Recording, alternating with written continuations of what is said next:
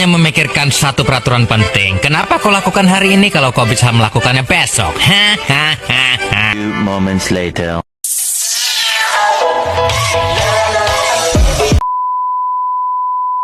Bismillahirrahmanirrahim. Assalamualaikum warahmatullahi wabarakatuh. Perkenalkan, nama saya Dini Sri Mulyani dari Prodi Agroteknologi Fakultas Pertanian Universitas Siliwangi dengan NPM 2550011111045. Baik, langsung saja di sini saya akan memaparkan risam dari materi Ombus Universitas Siliwangi Day 1 sampai Day 3. Yang pertama, mungkin akan saya mulai dulu dari materi Day 1 yang berjudul kebangsaan, yang dimana pematerinya itu adalah Pak Gembul, yang mungkin Pak Gembul sendiri sudah tidak asing lagi di kalangan para pelajar, karena Pak Gembul itu adalah seorang YouTuber yang isinya konten-kontennya itu adalah tentang pendidikan, hukum, dan yang lain sebagainya. Pokoknya seputar isu pendidikan dan moral juga, teman-teman. Bagus banget lah itu Pak Gembul, by the way.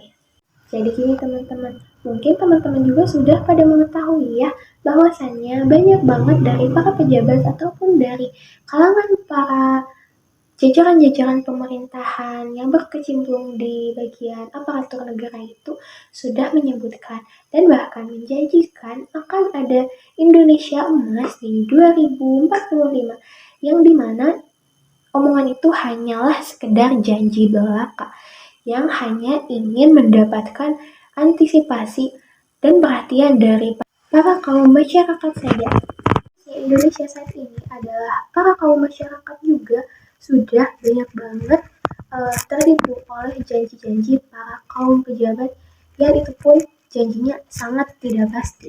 Di mana negara-negara lain itu hanya sibuk mengurusi bagaimana kemajuan mereka di tahun-tahun berikutnya, namun masyarakat Indonesia masih saja terbohongi oleh jajaran pemerintah.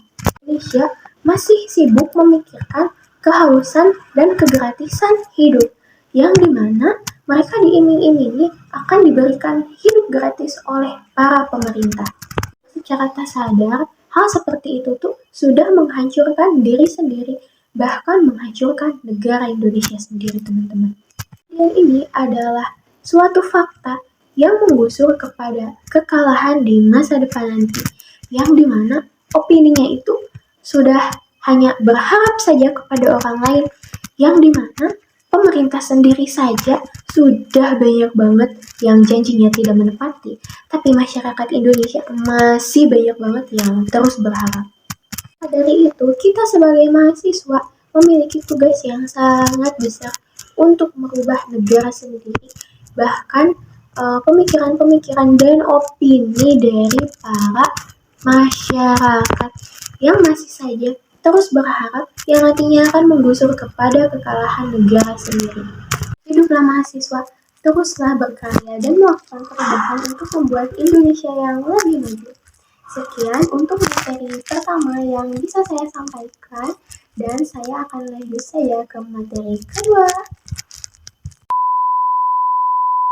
Baik, langsung saja saya masuk ke materi hari kedua tentang pengenalan Universitas Siliwangi.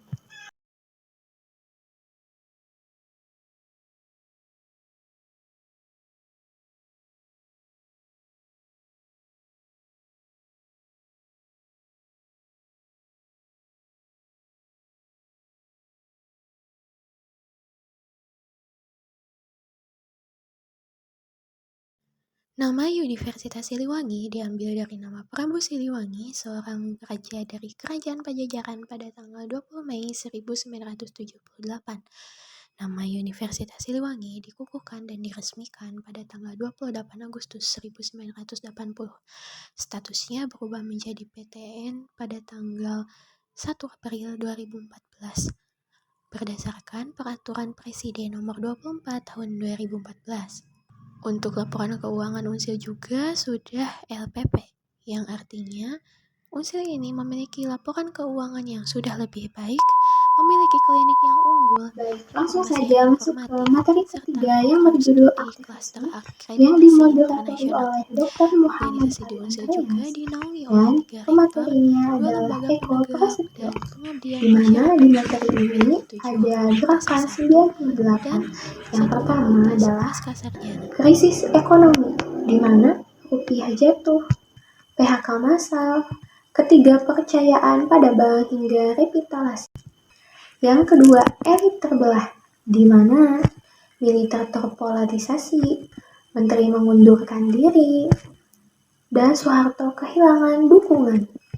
Yang ketiga, ada gerakan mahasiswa, yang di dalamnya ada program studi dari sebuah forum, dosen progresif, dan kebebasan akademik.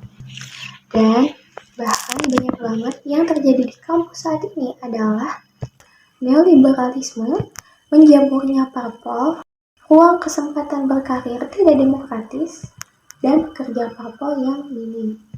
Serta posisi dan peran akademisi diantaranya adalah tekanan administratif, menciptakan siklus birokrasi yang membuat dosen kehilangan karakter intelektualnya.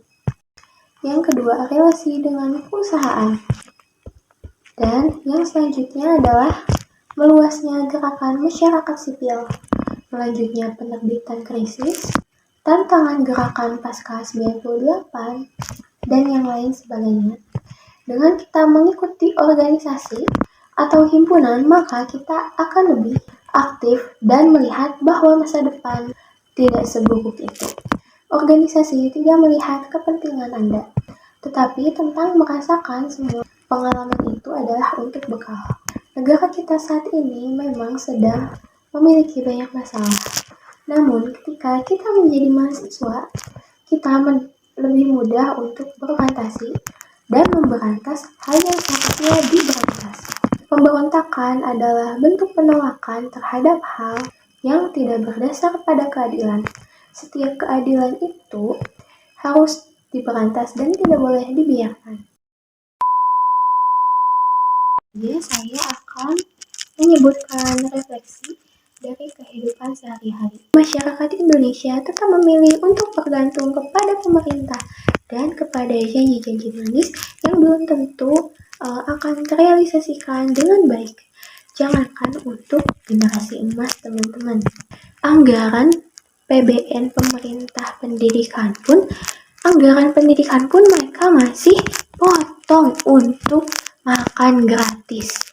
Padahal secara tidak langsung mereka itu sudah menjatuhkan pendidikan dari biayanya. Jangan jauh-jauh ke makanan gratis deh. Lihat aja ekonomi mereka dari tiap keluarga di kepala rumah tangganya, teman-teman. Kalau misal makan gratis kan awal-awal banyak banget yang memang enggak kepake ya, maksudnya enggak kemakan karena mereka belum biasa. Dan lebih parahnya lagi, dari uang pemerintahnya mereka tuh udah dikasih, tapi sama sekolahnya malah dikorupsi. Yang nantinya tuh sama si yang memasaknya juga membuat catering dikorupsi lagi, teman-teman, parahnya. Ya udah, menurut aku udah mending uangnya aja gak sih? Salah banget berharap kepada pemerintah.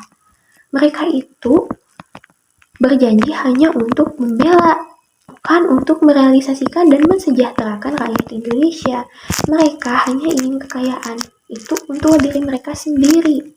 Maka dari itu, kita sebagai mahasiswa harus selalu ikut berkontribusi, apalagi di bidang pendidikan, untuk memajukan pendidikan Indonesia yang akan menciptakan generasi yang berkarakter dan unggul, bahkan bisa mengikuti kemajuan dari negara-negara lain. Mungkin sekian yang bisa saya sampaikan. Wabillahi taufiq wal hidayah. Wassalamualaikum warahmatullahi wabarakatuh. Bye-bye.